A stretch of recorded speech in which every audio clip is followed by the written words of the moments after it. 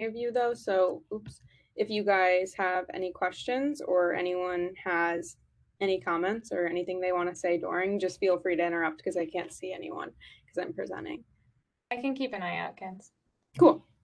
Okay, so first I need to tell everyone I'm a Christmas tree because I feel like I didn't say that, but it's a lot, so I'm going to keep it down. But just in case you're wondering what I'm wearing, I am a Christmas tree. This is my Christmas sweater. So we already went through a little bit about what Tandem is, but I think something that inspired us to talk about this today is part of the founding story of Tandem, which is that Natalie and I were both engineers who only had some of an undergrad degree in computer science when we started Tandem. We both had like minimal internship experience. We had some like jobs here and there, but we hadn't had any like real full-time industry experience, which meant when we started Tandem, we didn't have anything to really go off of. So when we started, we kind of sat in a room. We were like, we kind of pointing at each other, like, you know where to start? No, I don't know where to start. And that's kind of where we learned the concept of this new things budget, which we're going to talk about what that means. But it definitely aligned in, when we think about that, it definitely is in the context of how to build an app, because Tandem is an app. We also are a website, and we have like a whole backend system as well, but we support our app pretty heavily. So that's why we chose to talk about that today. Let's keep going. So wait, pulse check that everyone's there, because again, I can't see everyone. Are you all there? Yes. Okay. So here with you. Okay, cool. So we're gonna do a little exercise, more of just like something to get us thinking before we get started. So we're gonna take a few minutes and just think about if you had an idea for like an app, whether it was a project you were gonna do or a business idea that you had and you were gonna start like a small business or a larger business, what tech do you need to build an app? So you might want to think about programming languages or software you need or whatever it is. What are all those things that come to mind that you need? I'm going to database. Okay, yeah, let's just say them. That's actually good. Okay, database. What else?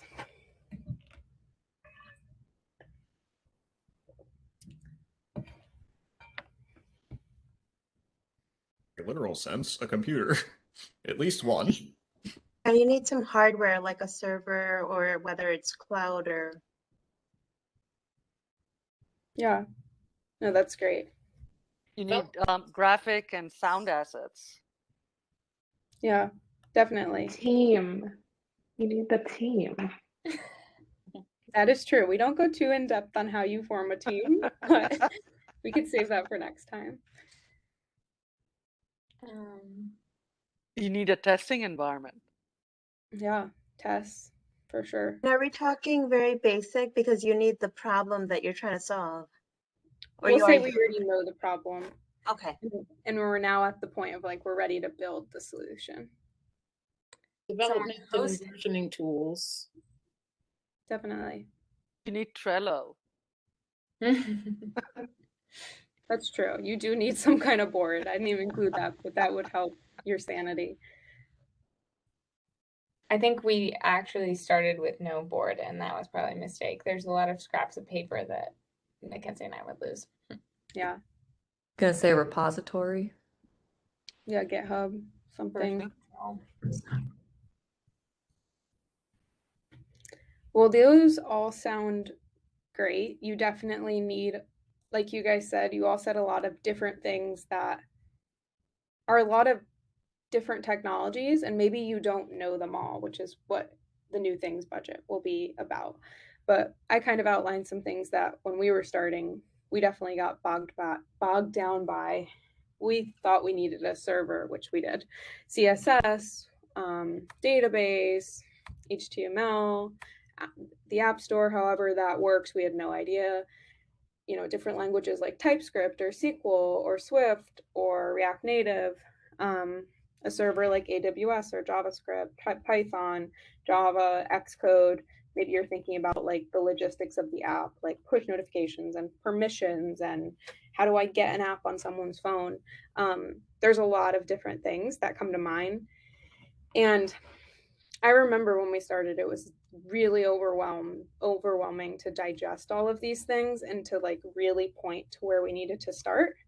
And that's when one of our mentors had taught us this new things budget concept, which is basically when you can only learn and support so many things. And so you have to carefully choose those things. What is worth learning and supporting as you go on this journey of building your project or company or whatever it is. And maybe there's things that you say, I can't support that right now. I can't learn that right now, but I could learn that later down the road if we ran into issues because the choice we made no longer is suitable and doesn't work with what we're doing. I remember it too being very much in the concept of what do you know and how does that apply to what you could do. So when Natalie and I started, and just like the tech elevator grads, like a lot of times know they're exposed to one language and a few different, core computer science principles. So if you know those things, how does that apply to building an app? Natalie and I knew Java, and we knew some basic, like obviously core fundamentals from school, but that was all we knew. So we had to apply that to what we were going to do. So we're going to break down a few of those things from the previous slide and talk about how we selected some different options that made development time quicker and us able to get up a product in, I think we did it in like 4 months. I mean, it was probably like shorter than 4 months in some ways, but like it was functioning in 4 months. So we're going to start with choosing a server. So this is definitely how we felt when we started. And I know just from talking to different engineers at Tandem that AWS is a very daunting technology. So when you're choosing a server and the first one that comes to mind, which is reasonable, is AWS, because that's the one that everyone talks about, it's like, there's no other option. This is the only way that I can go. But there really is other options. And I think that that's something we luckily were informed by our tech mentor at the time. He let us know that there was other options that maybe have cons down the line. Maybe they're not scalable, maybe they're more expensive, or they won't be as flexible in certain ways when you want to do X, Y, and Z. But from the start, they might be easier and faster to spin up. So something I recommend when you're thinking of your new things budget when it comes to picking a server, if you're going to build an app that isn't static and has, data that you need to store somewhere, I'd recommend choosing an option that is going to be easier and faster to support and to spin up. So for us, we chose Heroku. There's other options out there, but that was the best option for us at the time. And like I said, we've already run into, like 2 years later, we've started to dip our toes in some of the reasons why that choice won't support us for Tandem's like whole life, but it definitely supports us now for what we need. And it's really easy. Mackenzie, quick question. I mean, just, kind of looking at different options. The way we went about was when I did, several startups ago. We looked at the stack we were going to use, which depended on the people we had, right? Yeah. And that kind of defined which cloud option we were going to take. Yeah. Oh, obviously the cheapest option was our only way, right? So so did you already define what this, whether it's going to be a LAMP stack or a PHP stack or, yeah, MySQL, and then pick Heroku? Yeah. Curious about that. We definitely started with the database. We started with picking like how we were going to build our database first, and then we picked a server. One thing I really wish we did was we put up the server pretty late after building like a lot of things locally.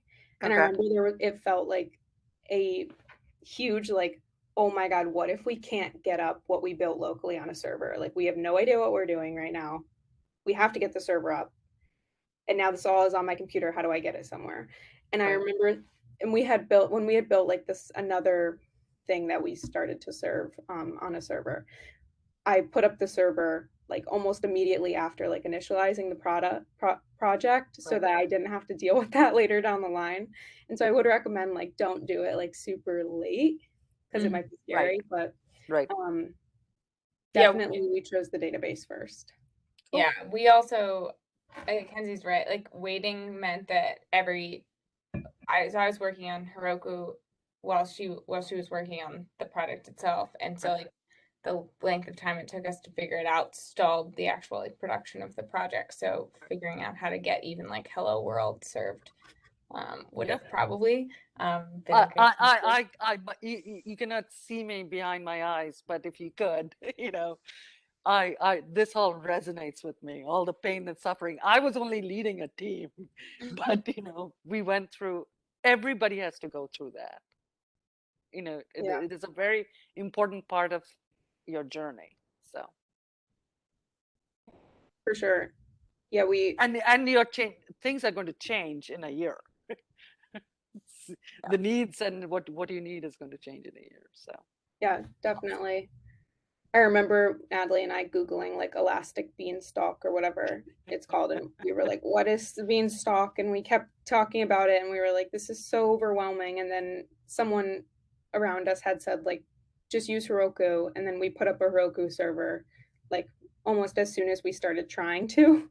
It was like, oh, okay, no elastic beanstalk. Let's do this. And then go to AWS when we need to. right. So it is definitely a really overwhelming thing to have to think about. But I think my whole point in this is there is some options that are easier, but like you said, they could be more expensive or they could not be scalable in certain ways. So you're going to kind of have to always like assess your needs when they happen. And we talk about that a little later on, but we can keep going. Does anyone have anything else? Okay, we'll keep going. So we're going to go through kind of the other components of making an app. So thinking about the database and then the front end. So choosing a database or a back end definitely can also be overwhelming. I honestly feel like the whole process of starting a project and thinking about how am I going to do this and this, like we were just outlining on a couple slides earlier, it can be crazy to think about and to really outline. And so again, thinking of what you know, what have you had some experience with, and how could you apply that to how you're going to build your database and backend. So again, from our experience, Natalie and I said, we know SQL, we've used it, but we're not experts. And could we support an entire database that we have to like query in SQL? And honestly, at the time, it was pretty much a clear no. We were like, we know Java and the fundamentals of computer science and how all the things work in Java. And so it was like, I don't know if SQL will be the best thing for us to start with. And so we started with something called an ORM. An ORM stands for an object relational mapping. It basically allows you to query and manipulate data using an object-oriented pattern. And you can basically do it in any language of your choosing. So we knew Java, but Java translates pretty well to Python. So we chose a Python ORM called Django. There's also other ones like Flask. And if you look it up, you'll find tons and tons of other ones for other backend languages. So basically, instead of interacting with the tables directly, you're interacting with a layer above that's encapsulated, written in Python, that allows you to interact with those tables. So it definitely makes it a little bit more readable and not like a huge learning curve when it comes to writing SQL. We felt writing SQL. So that was a solution that we chose. And again, I like to point these out because they're things that we've stumbled upon in the last 2 years, but ORMs do have cons as well. Just like I said, Heroku has cons, but they also have a lot of pros. So some of the pros of using ORM was it was really easy to get up fast. It saved us a lot of time. It was flexible, but then cons is something we run into a lot is it's really hard to write like good performance wise queries. As it would be easier in SQL. So sometimes we have to write SQL. Sorry, I'm just I I can spend hours here, so I'm trying to restrain myself. But I do have a very fundamental question. Is your data structured or unstructured? I mean, that's It's probably the yeah, most important question here, because yeah. it seems like you're treating it like an unstructured data and throwing it into cache. So that's why I didn't say this, but one of the Okay, things that we did before we started was data model. right. And that helped us really identify like our database is really relational at the core. Okay. Okay. Um, and so although there's even times I see now where it's like, okay, that could be structured in a different way. Okay, that's really annoying that we do things like that. It really helped us get things really quickly off the ground to kind of like remember we mapped out all of our tables and then we built all the tables in Django in like Right. an hour and we Right. were up and running. So Right. I think that's why I pointed out one of the first things I would recommend to do is to really like sit down and think about what you want. But if you do lean towards having a relational database, I would definitely suggest if you don't know SQL to try out an ORM, at least for the time being of getting started and off the ground. Excellent. Does anyone have any questions or thoughts on this?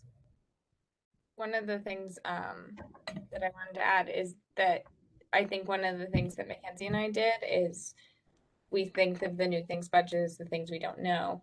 That one of the things that we did know was Python. And so one of the nice parts of an ORM also is that it puts all of that data work in a language that you are familiar with. So not only do we not have to know SQL and play in it as well, but we also were able to continue building off of something that we already knew. Yeah. So is the bottom line then, so far has been that do what you're most comfortable with and make it work, right? Yeah. And I think there's things that we did choose to learn. Like at like Natalie and I had not even known when we started like JavaScript because Right. OSU, Ohio State didn't even really go into web development or iOS development at all. And so like for us, the thing we learned was definitely like from the start JavaScript and React Native. And then we Right. started to venture into like, okay, we got by writing like bad queries for like a couple like, I don't know, 8 months. And then our team starting and our product started growing and it was like, okay, we need to like write good back end code. And so then Natalie and I and our whole team started to really like work on writing good optimal queries. Whereas before it really wasn't a priority because it couldn't fit into our budget. Um, Right. but definitely JavaScript was the thing we committed to learning. Thing that Mackenzie is now best at. That is true. I've had a lot of like ActionScript. Also check out ActionScript. I haven't heard of that. It's a extension of JavaScript, but it also is very action oriented. So you can throw in a lot of things. Anyway, I'll let Vinny, Vinny's signaling with his eyes to me to move on. So I just want her to live, man. Well, you have almost the entire Tandem's team here right now, and they probably would say Mackenzie forced us a couple months ago to add TypeScript to our project. So if I make them check out ActionScript, I think they're going to end it with me. But they like TypeScript now, I think. I can't see you all, so just shake and say yeah. Yep. All right, we'll keep going. So the last component, well, there's one more after this, but it's more general. So the last like huge component that Natalie and I had in front of us when we built Tandem was choosing a front end, or even just digesting the concept of building an iOS and Android app. That I remember this was probably the most overwhelming thing because again, like we did know Java and we had done some basic like dipping the toes in a lot of different things, but when it came to like knowing like hearing about Swift or hearing about like how you would write an Android app, it was like we don't know what that means or how to do that. And so we had committed to learning, like I said, JavaScript and using React for our web app which I'm not talking about web apps right now, but we use React for our web app, and then using the parallel for our iOS, which we only have iOS right now, but we will eventually have Android for our iOS app. So instead of using a native language, something I would recommend is to try using a hybrid option like React Native or Ionic. There's tons of other ones as well. There might not be tons, but there's definitely a handful. Using a hybrid definitely allows you to have, I mean, stating the obvious, it allows you to have support for both iOS and Android all in one bundle. There might be differences. It might be, the deploy process might be tedious in each of their own ways, but it definitely centralizes the way that you're doing things. And for my team specifically, it definitely kind of created like a consistent habit of I'm writing React over here, and then, okay, now I'm toggling back to writing React Native, putting myself back in that mind space. And they're not exactly one-to-one, but there is definitely some, obviously the concepts of both of them are very similar. So that was a great decision we made. Again, there's eventually probably going to be a time when we consider writing some native code, depending on what we want to do. But right now, it's actually held us pretty well. Something we're going to go a lot more in depth in, and I'm going to show a quick demo in a minute, is that we chose to also use something called Expo. So that is something I stumbled upon like 2 years ago when I was trying to figure out how to deploy an app.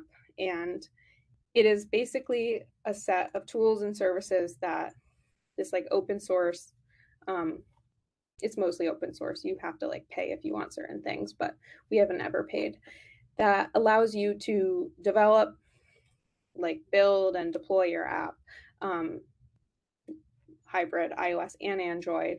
And it also has a lot of functionality that you would want to have in an app, like push notifications, permissions, whatever it is. They have APIs to support all that functionality. So it's really cool. We never have like, there hasn't been many times when we've had to go look elsewhere because Expo hasn't supported it. We've just used the packages within Expo, which is cool. So we're going to go more in depth in that. But the other thing that we encountered when choosing a front end was how we were going to build the styles. That was definitely overwhelming because at the time I had no idea how to style. Like Natalie said, that's probably one of the best things I'm at now because I've gotten really comfortable with it after 2 years of doing it. But when we started, I definitely committed early on to just saying, I am not styling these components raw, like with raw CSS. I will use a framework and I will use that for as long as I need. And now Tandem 2 years later, we're actually building our own component library to support us. But doing the stepping stones of using a framework and taking parts of the framework even into our own library was definitely a good decision in terms of allowing us to move faster and not get super bogged down by like, this button looks bad because it's literally a raw button that of course looks bad. You just kind of pop in the button on the CSS framework and you're good to go. So that was definitely a great decision we made. That's some tips I'd have for choosing a front end. We're going to go more into depth on Expo in a minute, but does anyone have anything here? I was going to say that you probably see that there's probably more like decisions that we made in this like new things budget on the front end. And like Kenzie said, that's mostly because we didn't have a lot of JavaScript knowledge. So we would have been I can't even imagine, but we would have been extremely slowed down, I think, if we weren't especially using a CSS framework. That probably just the skill level that Mackenzie and I were at that point. So like keeping in mind what you, I guess, like what is the thing that you will be learning as you're growing is definitely the place to let the internet help you. Yeah, for sure. So then the last little bit of the new things budget, and I think this has come up so many times in the last 2 years, but it's when to allow yourself to learn other tooling that will make either your dev experience, your user experience, the sanity behind your, like the stabilization of your product, like adding tests and such. When is that the time to add in to your product, project, or company, or whatever it is? And Natalie and I have like very much committed to the philosophy of you will add the things you need to add when you need them. So I wrote out a little thing here, because this is definitely something that bogged us down in the start when we started, but now we've kind of committed to that philosophy that you add things when you need them. So maybe you use a CSS framework when you start. Maybe you don't spin up a Docker container. Maybe you don't have error handling or testing or a linter or prettier or logging, all those things that make your product stable, make your life easier as an engineer. Maybe you don't have all those things because you're trying to get your product up quickly, you're trying to get it in the hands of your users or whoever it is, or you want your project to come to life quicker. So when you do, and when you make all those decisions, essentially what I have in small little weird font at the bottom is that's okay and that's good. That's going to help you move faster. So you're going to find all of those tools that you need as you build. But if you just kind of stare at your computer and you're like, what could I do? What could I learn? What could I make my life easier with? You will come up with things and you're going to probably waste time doing it. So that's why we always like to say that, like, we'll add things when we need them. And I think all of Tandem's team will say that that is probably true. But that is definitely a philosophy that I think can help you kind of protect your new things budget and help you move faster. Awesome. All right, so we're going to do a super quick demo. Should only be like 10 minutes or 5 minutes. I was going to have you guys do it on your laptops, but after kind of going through how much setup would probably be needed, I decided I'm just going to demo it, and I wrote up a README that I'll send out after. Awesome. We'll do a hack sometime next year. How about that? Perfect. All right. Good. So, like I said before, Expo is a tool that we use along with React Native. Like this slide says, it's built around React Native and React and native platforms. And what it does is it allows you to, I really think these three things really represent what it does: develop and build and deploy.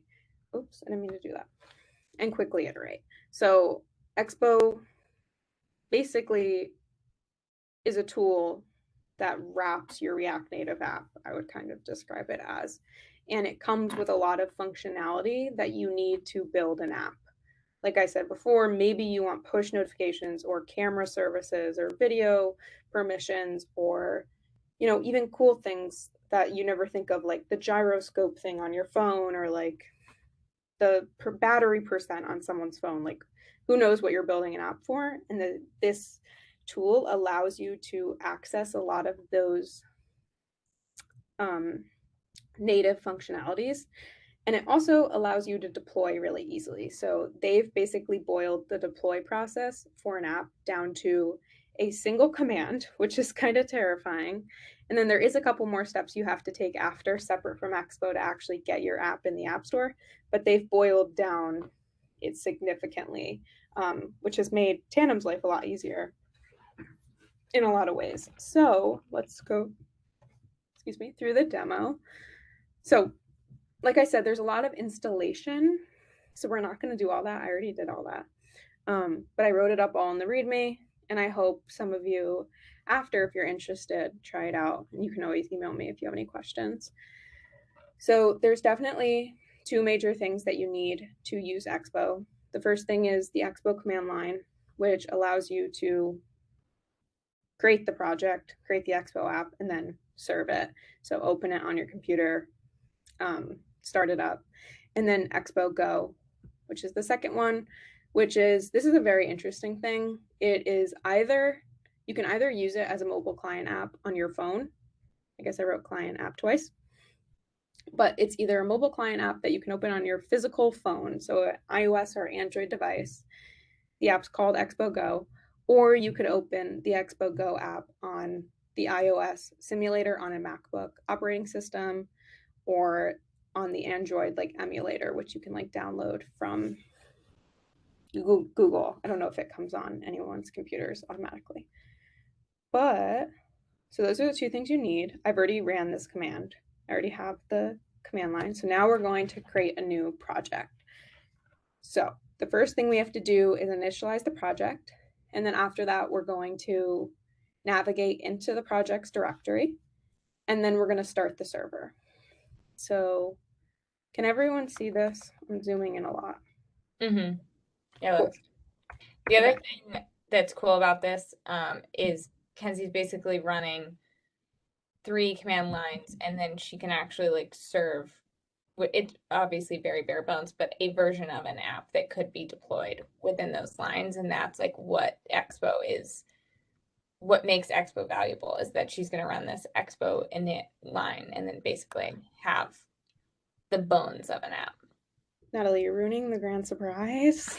Oh, But we are looking at the possibility of, I mean, you're launching this locally, or is it? Yeah. Okay. yeah. This will launch locally on your computer. This is gonna, because of everything I have set up, this is gonna launch locally on my computer. Okay. But I could also open it on my phone, and I could also literally, which is insane, bundle up this app right now and ship it to the App Store. Ship it meaning like the many steps that you have to take to actually send your file to the App Store for them to approve. I'm talking about iOS, but we will go through it locally, and then if anyone's interested in that, I could definitely outline it more over email or whenever. Okay. So, Well, by the way, while you do, Duva is going to post some trivia questions out there on the chat, okay, just to add to some fun. Nothing related to your app, but you know, you're good. Okay. I want people to come back to the screen. So, okay. All right. So all we have to do is run that command. Also, I'm expecting, because we're doing a demo, something's going to go wrong. So this should be good. This is going to take a second. And I like the initialization on Zettabytes. So I'm going to take a photo of that. Yeah, I didn't have any other. That's the best name. It's the best name. It is the best name, isn't it? It is. I like the bytes ask. You're supposed to drink on that, Vinny. There you go. The good news, guys, is I thought this was going to take a second, so answer the trivia questions. I Okay. can't see if there is any, but It's the question is, which iconic monster movie which iconic monster movie claims to be the most successful horror franchise in history? oh, I thought it was Frankenstein, but I was wrong. Friday the 13th. Some of the answers that are coming through. The Blob, the Alien, Addams Family. What do you consider a monster? I don't know. What do you consider horror? Exactly. Now we are getting into the details. Are you saying I didn't give you enough acceptance criteria? Correct. User acceptance matters. The What is most it? successful horror franchise. Let me give you a hint. Think of what areas of the world have the most people that may have watched. So, like, there are. You're getting close to the area of the world there, Connor. But just think classic. Dracula? And no, I think that was the first couple of guesses. Okay, go for it. It was Godzilla. There's a franchise? I didn't even know that. I think there's a few. What? That's a. Oh, what? My goodness. Okay, you know what? It's very just Connor and confused Vinny. by that answer. I'm gonna. Exactly. We're just gonna ignore, because the two of them have been drinking, obviously. I am 4 apple cups deep, and that's a lot. I'm just saying. Have another one. Cheers. Are you ready to launch? yeah. Yes. Okay. Let's do it. Okay. So I initialized the project. So all I did was run the command. I chose a template. I chose a minimal TypeScript template. which means they kind of like give you some setup, whether it's, I think depending on the one you do, you could even get like some basic navigation and some other things, but this is the one I chose.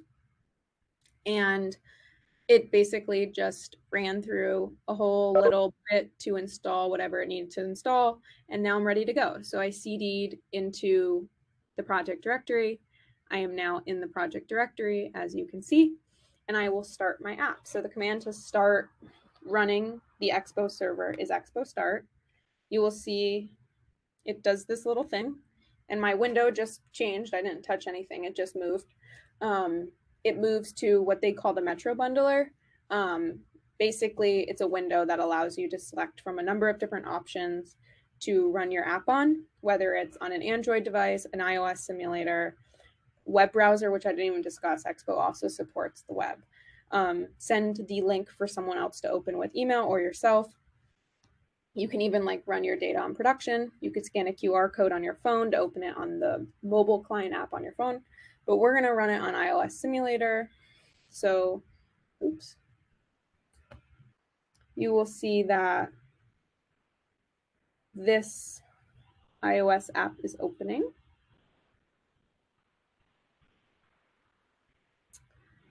All right, so there's open up app TSX to start working on your app, which is, you will see app TSX. So open it up and there's that text we just saw. So maybe we might write something like, you know, happy Halloween. This is the part of the demo. I'm like, if this doesn't work, I've failed. All right, We'll try it again. There we go.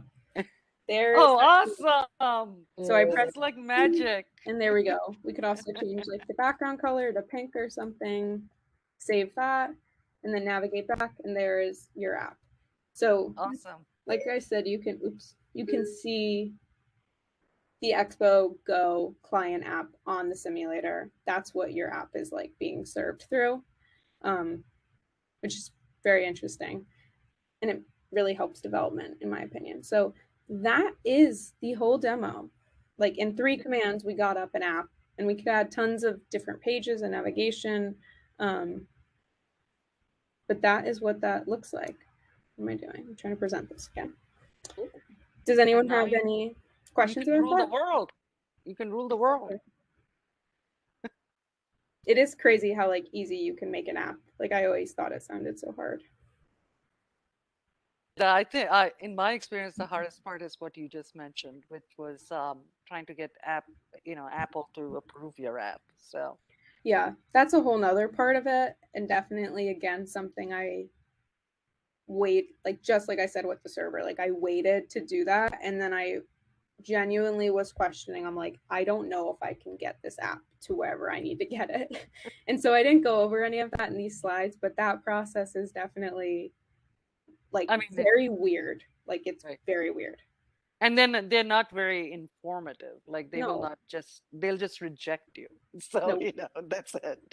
We can talk about that, me and you, at a later date, because I have a lot to say about that. We've been rejected like from the App Store maybe like 4 or 5 times. I mean, we've pushed the app like, I don't know, a lot of times, but maybe 4 or 5 times, and every single time I'm like, that is not a legitimate reason.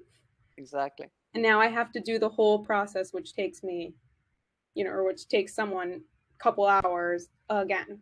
So again, let's get coffee and we can figure out how we can change what the Apple Store is doing. But that's that. So I would say I'll send you guys the README and then try to get that up and running on your computer. I'm obviously on a Mac right now, you probably can tell, but there is support for Windows as well. You just can't run the simulator, the iOS simulator, on your computer on Windows. So you'll have to do it on an iOS device. Excellent. So the last little thing I'll point out is, like I said, Expo has a lot of tools you get for free, like deploying, making that process really easy. Background updates, which is something I never even thought about. I remember I said to Natalie, I'm like, Nordstrom updates my app and I didn't actually update it. And I was like, I know it's doing that. And we were like, what is that called? And then we Googled it. And guess what? Expo had support for it. So we built that. push notifications. Every app has push notifications. Like Right. contact integration. Like maybe you say, "Can we see your contacts? We want to like do something there." Camera, files, video integration. It's all there. Specific device information. It's all there. It's really fleshed out. They've kind of, I think they've grown a lot over the last But few years. they give the user options, right? I mean, Yeah. if like I usually Yeah. turn off all of these, camera and files thing. It's So. what they basically give you the functionality to build is that thing that says, do you want to turn on push notifications? Yes or no. And then once, if they confirm they do want to turn on push notifications, they've built all the functionality to actually like send you the push notification. Right. But yeah, all the permissions are there, which is great. And we can easily write code to like basically check, does this user have this on? Does this person have this on? Like, and if they don't have these things on, that's probably why their experience Right. isn't as good as the other person, because we send a lot of like updates over push notifications. So definitely pretty fleshed out, supported us in a lot of ways, and I'd recommend using a tool like this. But that's really it. So when you're thinking of your new things budget, try to choose things that will support your goals. And if your goals are getting things up off the ground quick and fast, and you can make changes accordingly, like a year, like you said earlier, like maybe in a year your needs changed. If you're willing to make those changes then and you're not worried about that, I'd recommend using tools that help you get there quicker. But besides all that, that's it. And then we have David S. Pumpkins, which is, I was the skeleton for Halloween last year, right there. Awesome. So any questions? So we were initially thinking of doing, possibly some WebEx rooms. I'm just asking everybody, what's the appetite to do separate rooms where we put, Nat and Mackenzie in different rooms and everybody asks their questions, or you want to just do it here? I mean, just let me know, Mackenzie and Nat, your preference. We don't have to do breakout rooms. We can answer in here. A lot of our team Okay. is here too, so I'm sure they're probably Okay, awesome. answer. Awesome. We had 7 people register in the last hour, like between 4 and 5 p.m. But for whatever reason, I mean, we have 40 right now at 44 people who registered for the event, but not that many faces here. So I'll let you'll ask questions. They're here, they're hiring. Find out more about it. I have questions. Yes. Can you tell us a little bit about what the culture is like at Tandem? Yeah, I can, or should someone